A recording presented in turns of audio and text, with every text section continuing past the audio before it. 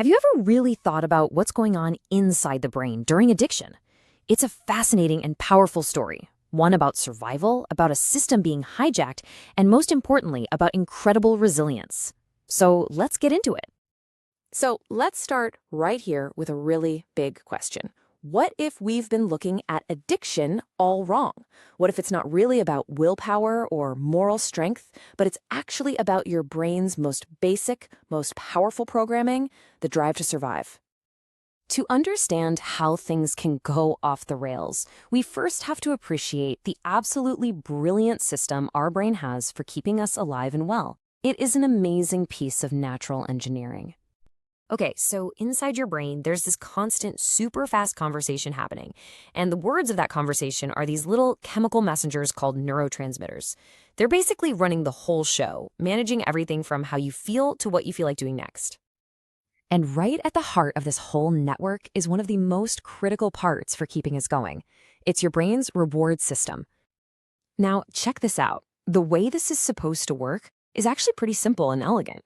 When you do something that's good for you, like eating a great meal or just laughing with friends, your brain releases this little burst of dopamine, and it feels good, right? Well, that pleasure is your brain's way of putting a big gold star on that activity, basically telling you, hey, that was good for us. Remember it. Let's do that again. That's how we build healthy habits that keep us alive. But what happens when something cuts in line?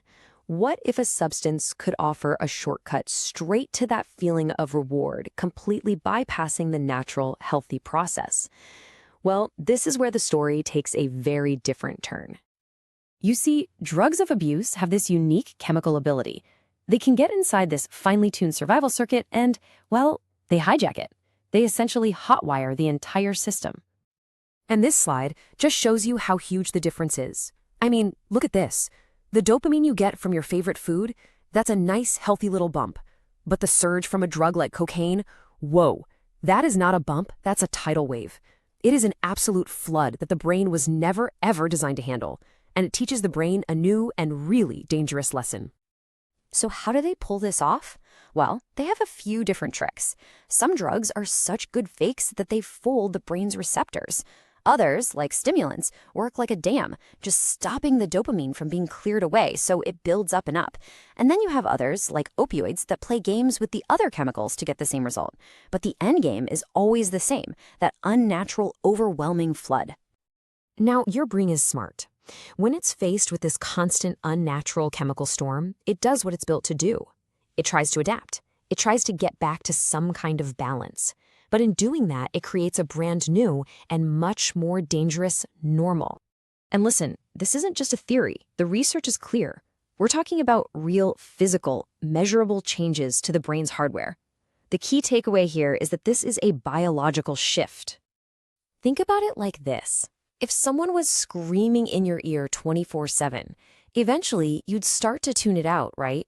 Well, the brain does the exact same thing. To cope with that dopamine flood, it just turns the volume down.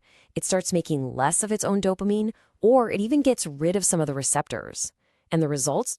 A person's ability to feel pleasure from normal, everyday things just plummets. And the damage doesn't just stop there. As the brain becomes more dependent, the changes start to ripple out, hitting other critical areas. We're talking about memory, learning, the ability to control your impulses, to make good judgments. All of it starts to get compromised as the brain reorganizes everything around getting more of that substance. Okay, I know that all that sounds incredibly bleak. And it is. But please, stick with me, because this right here, this is the most important part of our whole conversation. Because the story does not end there. Our brains, they have a superpower.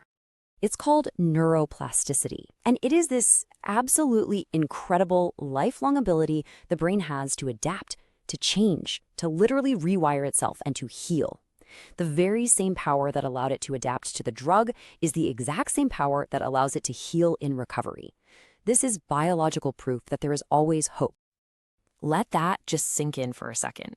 Even after years of heavy substance use, the brain can and does begin to heal itself. It can forge new pathways. It can restore balance.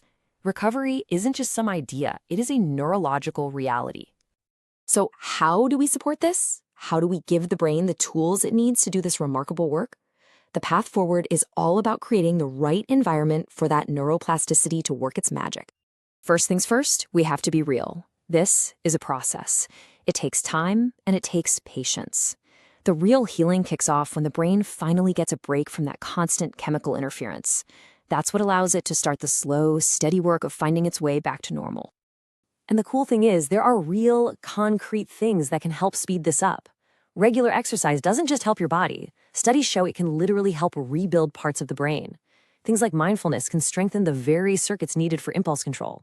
And the basics, like a good diet and getting enough sleep, give the brain the raw materials and the time it needs to repair itself every night. So when you look at it this way, you realize recovery is a journey of healing the brain, and you should never, ever have to take a journey that tough all by yourself. And that's exactly why organizations like RecoveryCNT exist. They get the science. They know this isn't a moral failing. It's a brain that's been rewired and needs help rewiring back.